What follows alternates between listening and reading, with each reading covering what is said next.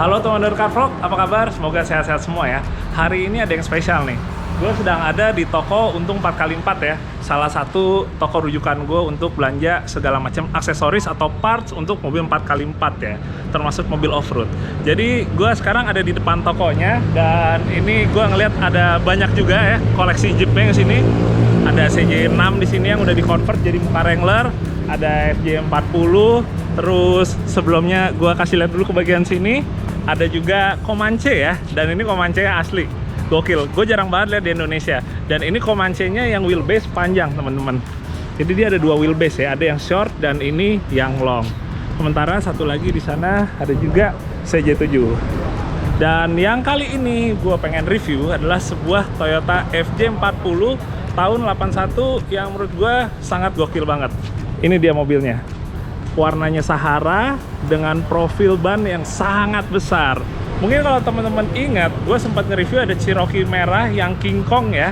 Nah, ini adalah saudaranya karena menggunakan ukuran ban yang persis sama kayak di Cherokee King Kong merah. Sebelum kita bahas detailnya, gue pengen ngobrolin dulu secara umum nih untuk konsepnya ya. Jadi di mobil FJ40 milik dari Untung 4x4 ini nggak sekedar apa barang dijual di toko itu dimasukin ke FJ40 ini.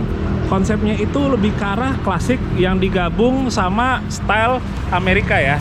Terutama konsep-konsep modifikasi crawler ya yang biasa dipakai orang Amerika untuk rock crawling, tapi dengan style body yang tetap mempertahankan sisi klasiknya. Bisa dilihat dari tetap full pakai kanvas ya. Terus habis gitu untuk warnanya, ini yang gue suka pakai warna Sahara. Dan dia model finishingnya itu yang semi doff ya. Jadi kalau kita lihat kayak begini, kita langsung keinget kayak kendaraan militer untuk yang gurun juga ya. Selain itu mukanya semua masih pertahanin dari FJ40. Teman-teman juga pasti tahu nih, kalau gue termasuk orang yang sangat suka mobil itu walaupun udah di custom segimanapun juga dengan spek yang wah, tapi setidaknya gue suka kalau di bagian mukanya masih mempertahankan ciri asli dari mobil tersebut. Kayak misalnya kalau di mobil gue FJ40 Serigala Militia, setidaknya depannya ya kayak kap mesin, sama untuk bagian grillnya gue tetap berusaha untuk pertahanin ya aslinya dari FJ40. Masih ngomongin body, jadi mobil ini dia atapnya itu pakai yang kanvas ya atau soft top. Ini di custom untuk kanvasnya, dan yang menariknya di bagian pintunya dia dibikin half door ya. Seakan-akan ini emang ada FJ40 yang modelnya half door seperti ini. Karena secara pengerjaan ini juga rapi banget ya. Jadi nggak ketahuan kalau ini custom. Menarik sih. Jadi kelihatan kayak sebuah Jeep ya. Oke, nanti kita akan bahas untuk dalam lebih lanjut. Selain untuk kanvas, kalau kita ngomongin untuk over fender, ini adalah salah satu bagian yang gue favorit. Jadi over fender menurut gue itu sangat tricky teman-teman. Kalau kita ngebikinnya itu nggak pas, secara kita ngomongin lebarnya, terus juga bentuknya ya, lekukannya, dan coakan secara keseluruhannya, ini bisa ngebuat mobil jadi aneh. Jadi ini membutuhkan perhitungan yang cukup matang ya, supaya bisa dapet yang enak. Kalau kita ngomongin untuk over fender. Apalagi di mobil ini pakai ban besar ya. Jadi salah satu challenge-nya adalah ngebuat over fender yang bisa sesuai. Lanjut nih kayak di bagian depan, ini dibikinnya nggak full ya teman-teman. Jadi kalau ini emang pas bannya lagi lurus, dia itu nggak full ke cover sama si over fendernya. Tapi justru itu dia yang gue suka ya. Gue sempat bilang tadi, dengan konsep Amerika, itu salah satu halnya yang menjadi ciri khas ban itu keluar dari over fender. Sementara kalau kita bikin over fender yang terlalu panjang atau terlalu lebar keluar, yang ada jadi nggak kelihatan Amerika ya. Karena Amerika identik dengan ban yang keluar-keluar. Kalau kita ngomong bagian depan, pertama buat kap mesin ya. Ini kap mesinnya tetap pakai orisinilnya ya. Nggak ada yang dibolongin, ditambahin air scoop. Jadi semua masih asli. Paling untuk kuncian kap mesinnya aja ya, udah pakai yang aftermarket. Terus ke bagian bawah lagi, yang gue suka pertama adalah untuk kacamatanya ya, atau untuk yang grill tambahannya, ini dicat warna anthracite grey ya, atau dark grey. Lumayan matching sih, asik banget dilihatnya, dan nggak mati ketimbang kalau si kacamatanya dikasih warna yang sama gini, pakai Sahara juga. Jadi ini udah pilihan yang oke banget. Dan yang oke juga itu untuk headlampnya. Jadi headlampnya ini orang kebanyakan mikir ini adalah JW speaker ya, tapi gue sendiri juga sebenarnya agak bosen ya. Terkadang gue pengen cari sesuatu yang lain, dan alternatifnya yang juga menarik ini headlightnya keluaran dari Procom. Jadi untuk matanya kelihatan lebih modern, yang digabung sama aksen klasik dari body orisinil dan warna Sahara. Dan sekarang kalau kita ngomongin untuk winch ya teman-teman, ini winchnya sekilas kelihatan ukurannya biasa aja ya. Maksudnya nggak kelihatan kayak spesial atau gede banget, tapi ini sebenarnya adalah winch yang ukurannya sangat besar. Ini winchnya itu pakai Smithy-Bilt, tipenya tuh X2O yang 17.500. 17.500 itu kurang lebih bisa ngebawa 8 ton berarti ya. Sementara kebanyakan winch untuk mobil-mobil off-road itu pakai sekitaran 4,5 ton sampai 5 ton, tapi ini 8 ton. Dan karena mobilnya segede ini, ya akhirnya dirasa layak juga ya. Dan kebukti bener sih, pas dipakai off-road gue sempat lihat sekali, winch ini dia tetap narik terus walaupun kecepatannya nggak terlalu tinggi ya. Ya tapi kembali lagi emang bukan untuk kompetisi sih. Yang jelas emang jadi alternatif yang bagus juga sekarang pakai Smithy-Bilt. Lanjut ke bumpernya, ini gue juga suka desainnya teman-teman. Dan sebenarnya yang paling gue suka karena di bagian sampingnya dia dicat warna Sahara juga ya, jadi nggak mati gitu. Kalau kita lihat dari depan dengan adanya aksen Sahara ya di pinggir-pinggirnya itu, jadi kelihatan emang mobilnya justru lebih nyatu ya antara bumper dan si mobil. Dan di sampingnya juga ditambahin lampu LED dari Rough Country. Masih ngomongin untuk lampu juga, jadi selain di bumper depan ada juga yang di bagian frame kaca ya. Dan selain ini, kalau kita geser lagi, ini yang menurut gua juga cukup unik. Ini pakai spion untuk JK keluaran Drag Ridge ya. Jadi walaupun modelnya klasik, selain bannya ya, tapi untuk spionnya cukup modern. Dan gua ngeliatnya masih matching ya di sini ya. Dan gue suka karena dia bukan model yang terlalu kristal-kristalan gitu. Kadang-kadang yang modelnya di sini ada tambahan lampu sen ya, yang bentuknya udah terlalu kristal kinclong gitu, itu malah gue nggak suka. Tapi kalau ini gue overall sih masih suka.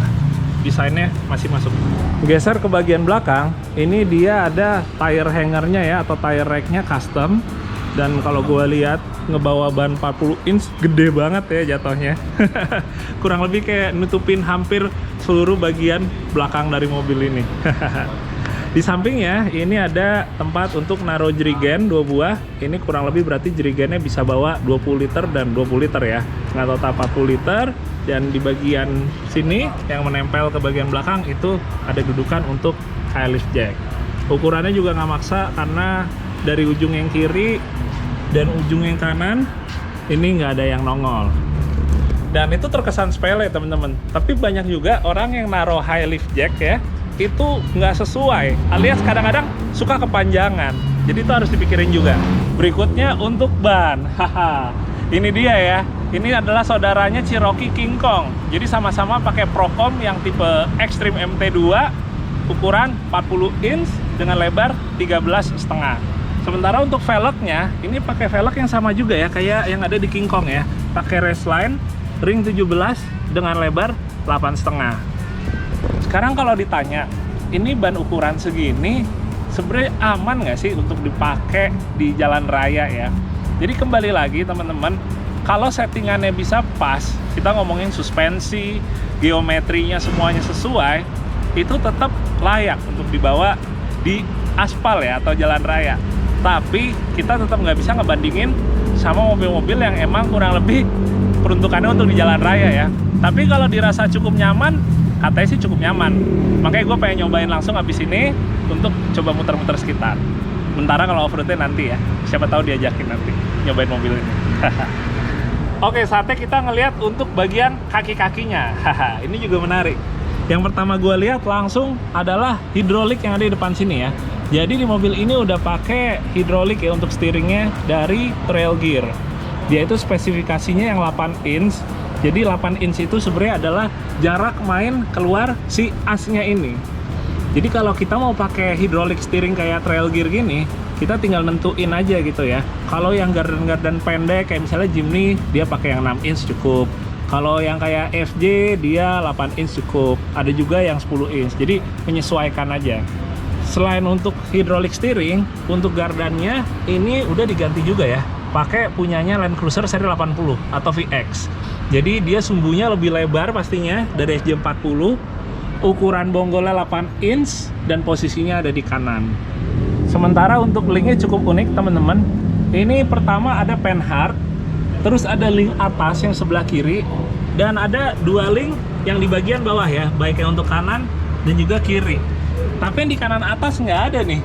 Jadi cukup unik juga ya. Dan ini adalah kreasi dari Pak Bebeng ya, dari Bebeng Custom. Makanya gue juga pengen nyoba ya, gimana rasanya handling dari mobil ini dengan sistem suspensi kayak gini. Nanti kita akan coba. Nah, buat suspensinya ini dia nih yang gue lagi nabung nih buat bisa pasang ya di Serigala Militia.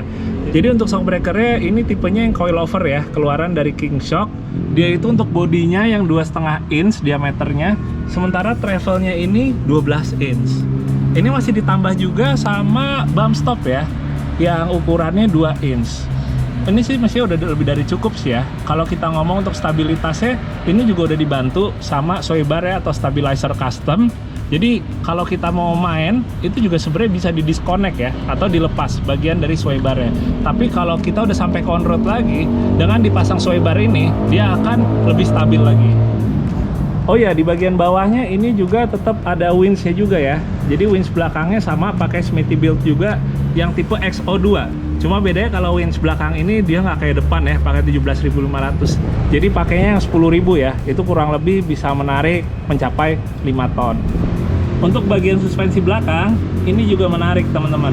Jadi dia sistemnya itu pakai 4 link ya, 2 link arm di bawah dan 2 link arm di atas. Ini konfigurasinya itu emang udah sama kayak untuk dipakai balap ya. Salah satu resep yang paten emang pakai 4 link untuk off-road. Sementara untuk gardannya sama, pakai Land Cruiser seri 80 juga, VX. Jadi dia udah full floating dan dia udah ada bawaan disc brake ya. Jadi nggak perlu di-convert lagi karena aslinya dia udah disc brake. Sementara kalau kita ngomongin suspensinya, sama ya kayak depan ya. Coilover 12 inch dan juga ada thumb stopnya juga. Dan yang nggak kelupaan, di dalam sini ini ada lockernya ya. Lockernya itu tetap pakai locker factory, tapi yang uniknya dia untuk ngaktifinnya itu pakai aktuator sendiri ya, yang dibikin jadi pneumatik. Jadi aslinya itu dia elektrik, ada motornya, cuma di mobil ini udah dirubah jadi pneumatik ya. Jadi untuk aktifinnya pakai kompresor ARB. Dan satu hal lagi, panel gearnya ini dipatok 5,29. Yang nggak kalah menarik, begitu kita ngelihat pakai mesin apa teman-teman. Jadi di FJ40 ini pakai mesin Cummins ya, diesel buatan Amerika Serikat dengan kode 4BT.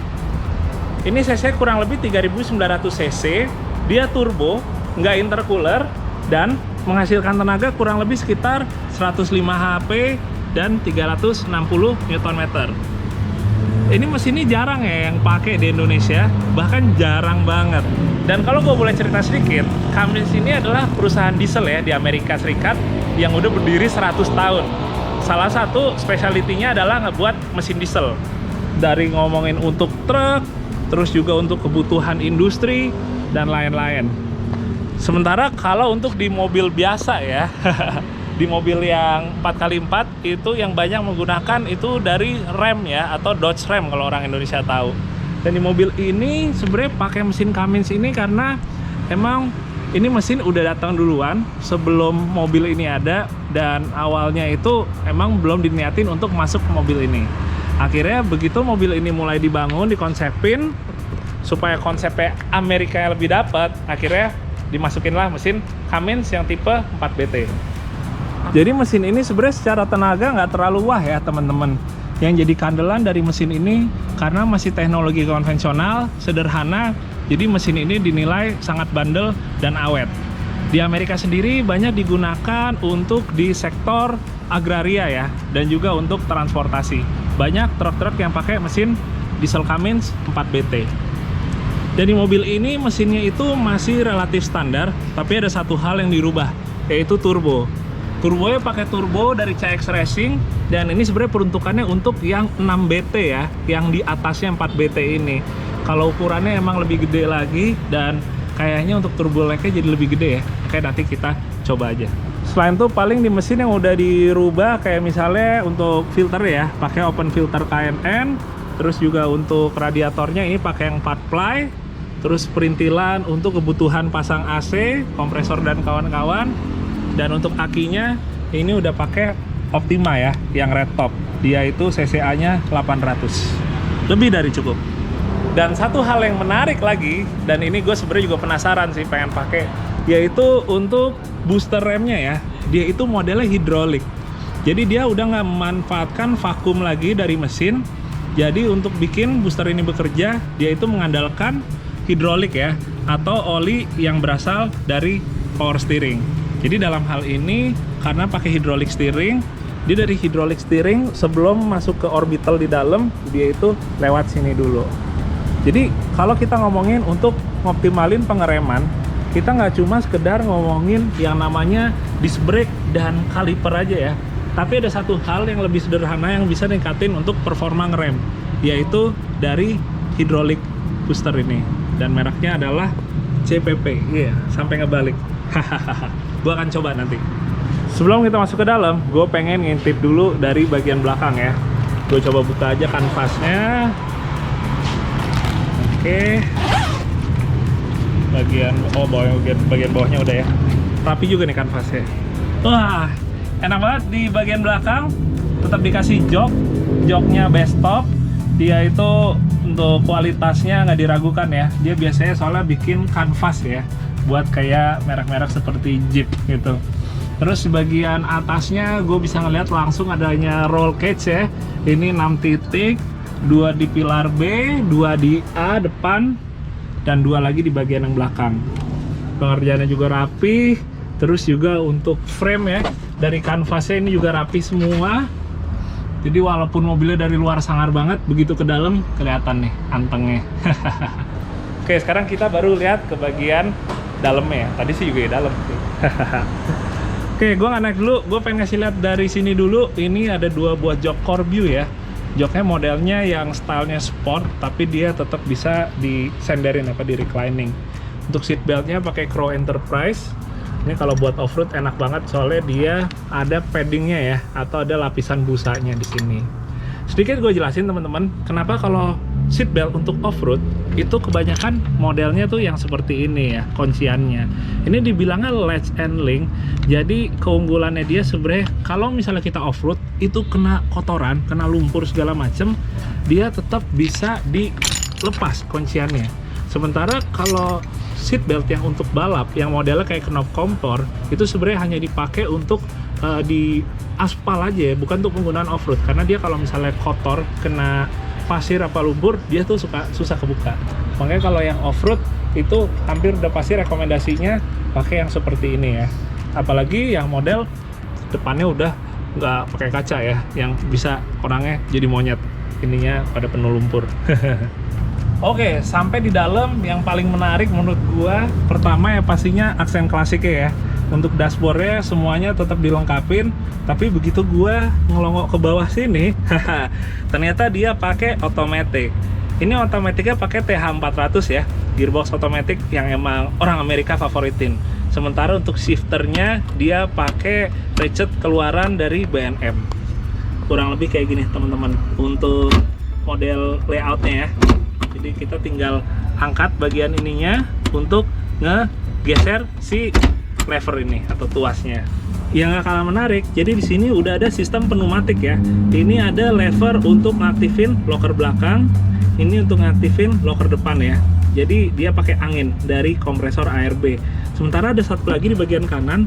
Kalau yang bagian kanan ini untuk ngaktifin 4x4-nya ya, atau 4 wheel-nya. Jadi ini kan transfer case-nya itu pakai punyanya VX. Seperti kita ketahuin, kalau pakai punya VX itu dia pakai tombol ya untuk ngaktifinnya. Ini dirubah, jadi ngaktifinnya pakai si lever ini, tinggal dikebelakangin. Nah, dia udah jadi 4 wheel. Terus untuk tuasnya ini udah tinggal H, sama untuk ke belakang ini jadi L. Jadi cuma L sama H, sementara 4x2 4x4-nya dari sini. Ini ada juga yang udah modern, jadi untuk clusternya ya, atau untuk instrumen panelnya ini pakai keluaran Dakota ya. Dia itu modelnya udah semi digital, tetap pakai jarum tapi sisanya digital. Dan ini dia emang bikin model khusus untuk FJ40 ya. Jadi ini adalah kombinasi ya antara klasik sama futuristik. Selain itu untuk sisanya sih kurang lebih sih perangkat standar aja ya. Kayak misalnya switch buat lampu, terus ada flaming river di sini atau cut off untuk mesin, dan di bagian sini ada mono lever untuk aktifin winch. Nah, sekarang yang paling ditunggu-tunggu buat gue sebenarnya adalah nyobain mobil ini ya. Dan lagi bulan puasa, ini masih lama buat jam bukanya. Jadi ya semoga aja AC-nya dingin ya. Supaya nggak haus banget. Oke, langsung aja kita akan cobain mobil ini keliling sekitar.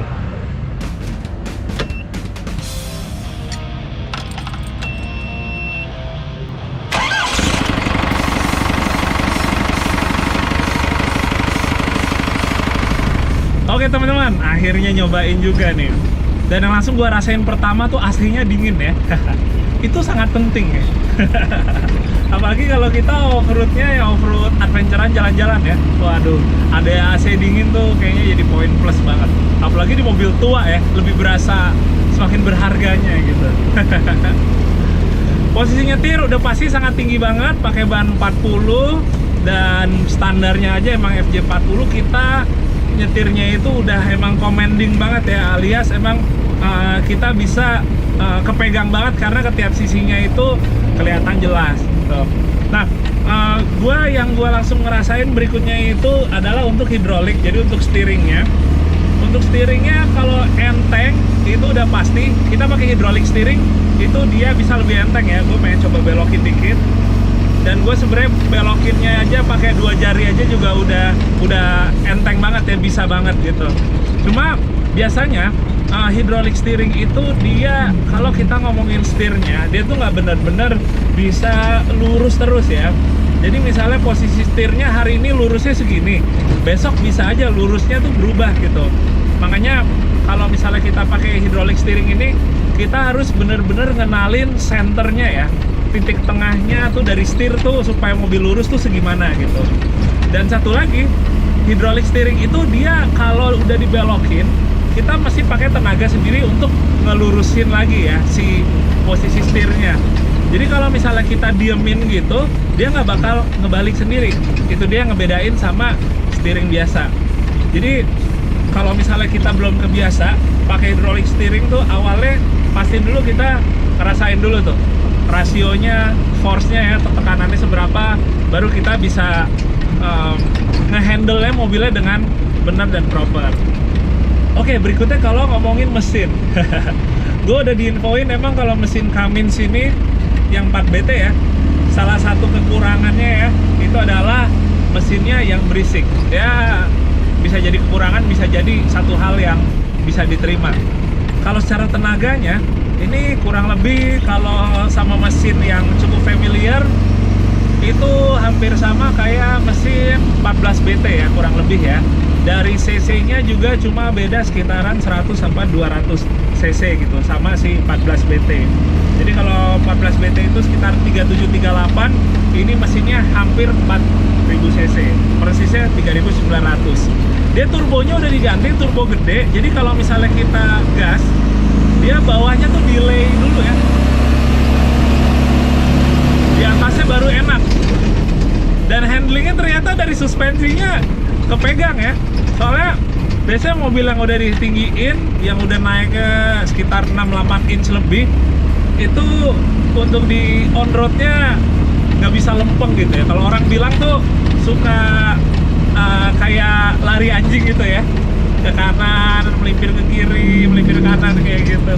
Tadi lumayan enak sih.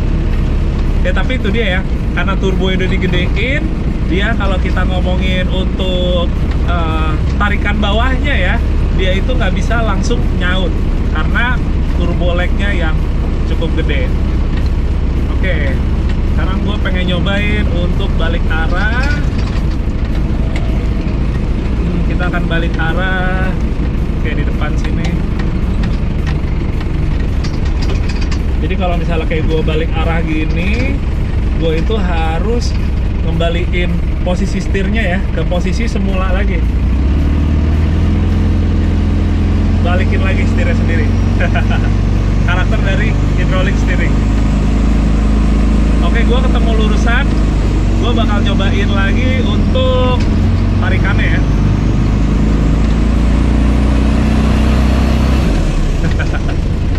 Suara turbonya asik juga.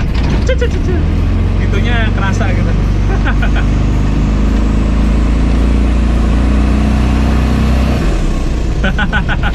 Asik banget denger suaranya. Ini sebenarnya sih kalau menurut gua ya, untuk mesinnya sih secara torsinya sih udah oke sih ya, sekitaran 360 Nm itu standar, dan aktifnya itu ya atau peaknya udah dari RPM 1600, rendah banget sih. Cuma kalau kita ngomong turbonya emang agak gedean, jadi emang mesti di settingnya mesti bisa proper ya atau sesuai ya. Kalau enggak, bawahnya itu rasanya lama banget untuk bisa dapat tenaga optimalnya. Kalau ngomongin udah RPM tengah, udah naik ke atas lagi, speednya udah lumayan kebentuk gitu, tenaga mesinnya baru sih kerasa ya, si powernya itu. Gue sebenarnya yang penasaran banget pengen nyobain untuk yang off-roadnya ya teman-teman. Jadi untuk ngerasain lebih jauh lagi untuk mesinnya, untuk suspensi ya terutama ya, gue pengen banget ngerasain, dan pengalaman off-road pakai ban 40 inch-nya.